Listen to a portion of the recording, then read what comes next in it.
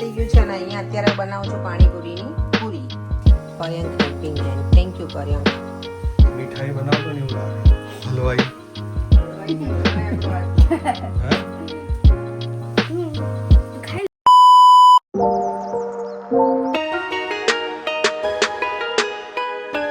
Tuesday morning થઈ ગઈ છે અને અત્યારમાં મેં શું 9 વાગ્યા છે ને રીંગણ નીકાળી દીધા છે સવારમાં.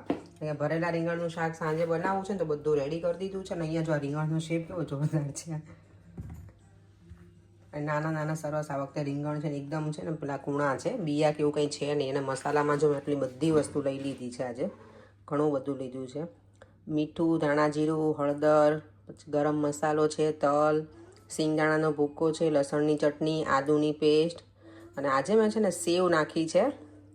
મેં હમણાં સેવ ઘરે ઓલી બનાવી હતી ને તો એને મેં બરાબર ક્રશ કરી અને એ અને ગોળ છે. અને આ ભરેલા શાકનો તૈયાર મસાલો છે ને એ છે. અને જોડે નાખીશું લીંબુ. તમને લોકોને ગોળ તો જોઈએ જ શાકમાં, એમ રીંગણ બટ ભરેલા શાક હોય ને એમાં તો ગોળની જોડે પછી સામે ખાટું પણ જોઈએ તો જ મજા આવે ને, એટલે લીંબુ પણ નાખીશ. અને એકલા રીંગણનું નહીં બનાવું, રીંગણ, બટેકા, ટામેટા અને વટાણા એટલું નાખીશ. થોડું ઊંધિયા જેવું લાગે ને ઊંધિયાનો મસાલો થોડો એડ કરીશ હવે આમાં. તો બધું મિક્સ કરીને રેડી કરી દઉં એટલે સાંજે પછી કેવું કે આવીને ફટાફટ બની જાય. આજે મારે જવાનું છે સલૂન ઉપર એટલે નોર્મલી હું ટ્યુઝડે ઘરે હોઉં તો આટલું બધું ના કરું સવારમાં, સાંજે આવીને જ કરું, પણ આજે મેં તો કરીને જાઉં. બધાને ગુડ મોર્નિંગ, જય શ્રી કૃષ્ણ અને જય સ્વામિનારાયણ. તમારો સવારનો બ્રેકફાસ્ટ પણ થઈ ગયો છે અને શાકની પ્રિપેરેશન પણ મેં કરી દીધી છે. જો રીંગણ સરસ મજાના ભરીને રેડી કરી દીધા છે. ચાલો જો હું રેડી થઈ ગઈ છું સલૂન જવા માટે. અને અહીંયા જો બહાર આજે પણ એકદમ સરસ સની ડે છે. પરેંગ મને ડ્રોપ કરવા આવશે. દેવામને હોલિડે છે એટલે ઘરે છે અને આજે ટ્યુશન છે તો હમણાં જશે દેવામ પણ. દેવામ બાય બેટા, જય શ્રી કૃષ્ણ, લવ યુ. અત્યારે મોર્નિંગમાં સુરત દાદા એવા સરસ આજે દેખાય છે. ઠંડી ફૂલ છે પણ સની ડે છે એટલે મજા આવે એવું છે.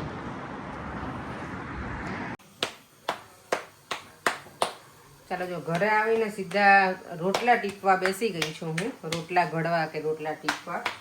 શાક મેં વઘારી દીધું છે.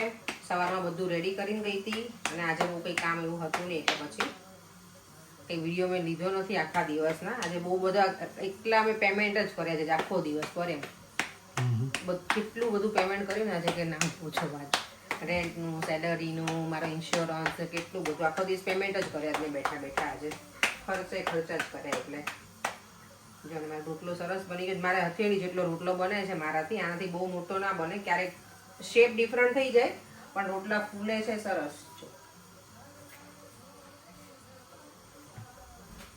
રીંગણ, બટેકા, વટાણા, ટામેટા અને મેથીની ભાજી ફ્રેશ હોય ને એ નાખીને સરસ મજાનું શાક બનાવીને રેડી કર્યું છે. હમણાં સીટી ઓગળી થાય એટલે બતાવું.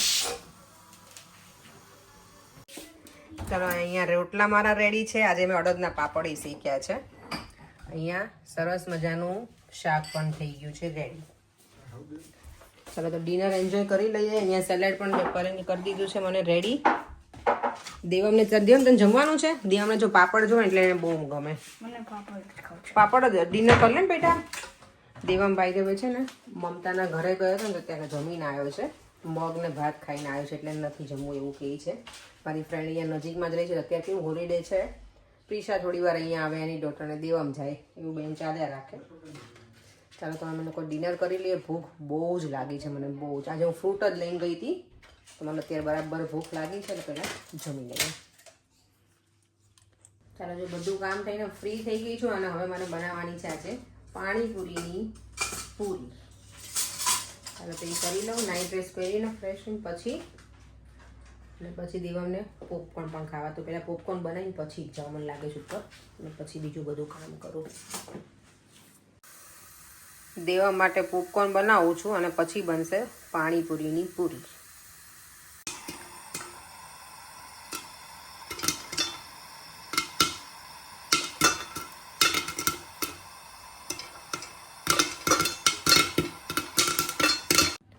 ચાલો અત્યારે બધું કામ ક્લિનિંગ પતી ગયું છે અને અહીંયા અત્યારે બનાવું છું પાણીપુરીની પૂરી. પૂરી બનાવીને રેડી રાખું, પછી જ્યારે બનાવી હોય ત્યારે શું કહેવાય કે જલ્દી આપણે ખાઈ શકીએ. અને મારો દેવમ મને છે ને શું કહેવાય હેપી બોય હેલ્પ કરે છે મને. મદીકો ડાયો છે. Thank you Devam. દેવમ જો મને બધી આટલી પૂરી છે મેં ગણી આજે 157 સમથિંગ છે આટલી. હા લાગે ઓછી પણ ઘણી બધી છે. તો હું બનાવવાની છું તો રોટી મેકરમાં, અને મેં આનો ડો બનાવ્યો છે ને સોજી છે, અને એક ચપટી મેં ખાલી મેંદો નાખ્યો છે, અને થોડું પિંચ ઓફ સોલ્ટ, અને આજે નોર્મલ વોટરથી મેં બાંધ્યું છે એ લોટ સોજીનો. નોર્મલી રૂમ ટેમ્પરેચરનું પણ નોર્મલી હું છે ને સોડા વોટરથી બાંધું છું સોજી, પ્લેન સોડા વોટર આવે ને એનાથી. આ વખતે મેં નોર્મલ વોટરથી બાંધ્યો છે. જોઈએ હવે બને છે કેવી, તો તમારા લોકો સાથે હું શેર કરીશ સારી બને છે કે નહીં. ઓબ્વિયસલી શેર તો કરવાની છું તમારા બધા સાથે. આજે બધું કામ ફ્રી કરીને, અને આજે હું છે ને સલૂન પર પણ ગઈ હતી, કારણ કે આજે મારે જવાનું હતું. નોર્મલી હું ટ્યુઝડે કામ નથી કરતી, તો મેં કીધું ચલો હવે પછી કામ પતી ગયું એટલે હવે મેં કીધું પાણીપુરીની પૂરી બનાવી લઉં. દેવમ ક્યાં ભાગ્યા? કોણ કરશે? ચાલ. દેવમ જો એકદમ શું કે સરસ પ્રેઝન્ટેશન કરે છે ગુંડલા કરવાનું, નહીં? અને અહીંયા મને Paryank helping hand. Thank you Paryank. ક્યારે મળશે પાણીપુરી ખાવા? એનું હજી કંઈ નક્કી નથી કર્યું. એટલે ખાલી પાણીપુરી જ બનાવવાની છે? ડેડી જીભ ખાલી પાણીપુરીમાં ખાવું. પાણીપુરી દેવ કોને ના ભાવે?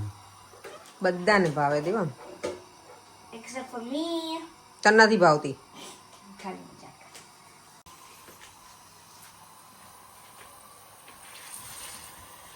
આજે જો પાણીથી જ ખાલી મેં સોજીનો લોટ ઓલો કર્યો છે ને, તો એ મિશ્રણ સક્સેસ ગયું છે અમારું. એકદમ ફૂલે છે પૂરી.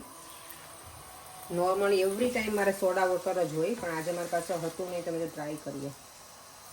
બટ આઈ થિંક સક્સેસફુલ તો છે. આજો મીઠાઈ બનાવતો ને એવું લાગે.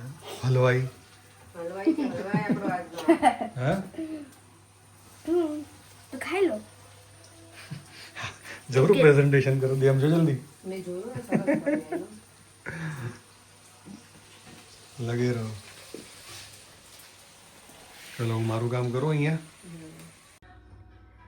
ચલો જો પાણીપુરીની પૂરી બની ગઈ છે. મેં ફરીવાર પાછું થોડી સોજી લઈને ફરીવાર પેલો કર્યો તો લોટ બાંધ્યો હતો. મને એમથી થોડી ઓછી લાગતી હતી. ઘણી વખત કેવું પાણીપુરી એવી વસ્તુ છે કે ખાવા બેસે ને ત્યારે પછી એવું થાય ઘટવી ના જોઈએ, એટલે મેં પાછી ફરી બનાવી થોડી. એટલે હવે મને લાગે મેં ગણી નથી, પણ ઓલમોસ્ટ 200 ઉપર છે, એટલે અમે 3 ને થઈ જશે આરામથી. અને દેવમને કેવું એમના મેં ગમે કોરી ખાવી, પર્યંગને એવું છે, એટલે મેં થોડી બનાવું છું તો જોડે વધારે બનાવી લઉં તો ચાલી જાય એમ. કેટલી સરસ બની છે ને. હોમમેડ પૂરી એટલે શું સારું જ કહેવાય કે તેલ એ આપણું ઘરનું ફ્રેશ હોય, અને બનાવવામાં કંઈ ટાઈમ નથી લાગતો. હું રોટી મેકરમાં બનાવે ને તો મને પર્યંક હેલ્પ કરે એટલે ફટાફટ બની જાય છે. ચાલો હવે રેસ્ટ કરીશું થોડી વાર, અને પછી ઉપર સોવા જઈશું બેડરૂમમાં. આજે મને દેવામાં પણ હેલ્પ કરી ને એટલે જલ્દી બની ગઈ મારી પાણીપુરી.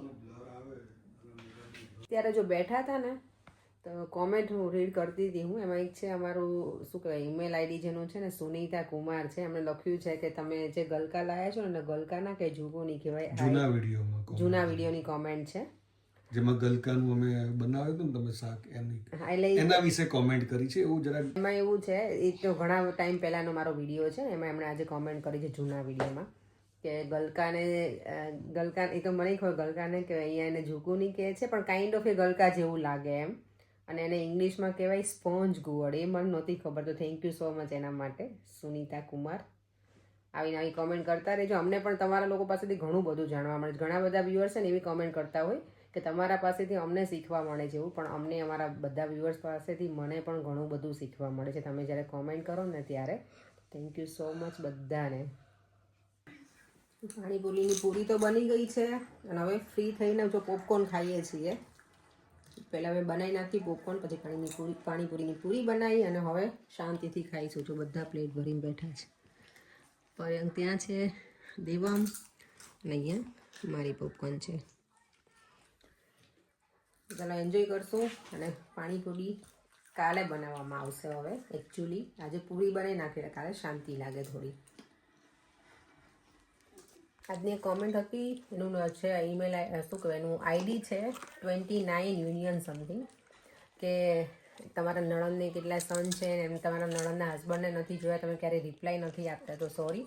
મારા નણંદને એક જ છે સન અને એ છે કેનેડામાં.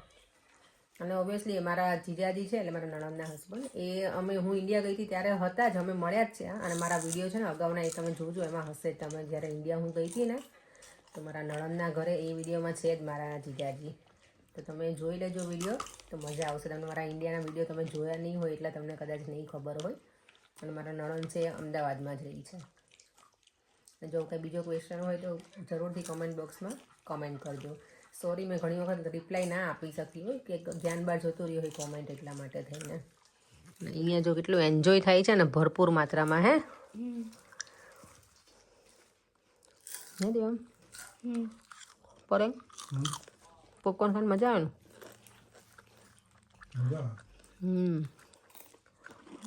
દેવમ કે મમ્મા મને વેકેશન છે ને એટલે મને પોપકોર્ન બનાવી આપ.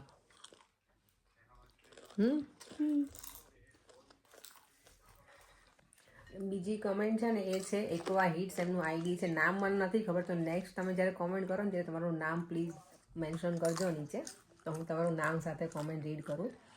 એમની કોમેન્ટ છે કે થંબનેલ બહુ જ નાઇસ છે અને કારેલાનું શાક છે ને પરેંગ માટે બહુ સારું, એમ તમારા હસબન્ડ માટે એવું કીધું તેણે મને. તો એટલે જ હું લઈ આવી હતી કારેલાને. તો હું કારેલા નથી લાવતી પણ એણે આ વખતે મને લેવડાયા હતા કે ડાયાબિટીસ પેલું બોર્ડર લાઈન ઉપર છે શુગર, તો કે લેને કારેલા હું ખાઈશ. પણ કારેલાનું જ્યુસ તો મને ખબર છે ના જ પીવા પર્યંત, એટલે મેં કાલે શાક બનાવી નાખ્યું હતું. અને બાય ધ વે થંબનેલ જે હતો ને આજનો બનાવેલો એ હતા થંબનેલના કારીગર મારા હતા mister Paryank Patel. Thank you Paryank. Welcome. અને આમ જો આટલું આમ શું કહેવાય એકદમ રિલેક્સ થઈને કોણ ખાય આટલું આમ એકદમ. હે હું જો તો કેવો બેઠો જ પર્યંક દેવમ બેઠો ય જોવો ખાલી. સરખો બેસ બેટા તો બેસાય બરાબર. ચાલો તો હવે વિડીયોનો એન્ડ કરી દઈએ.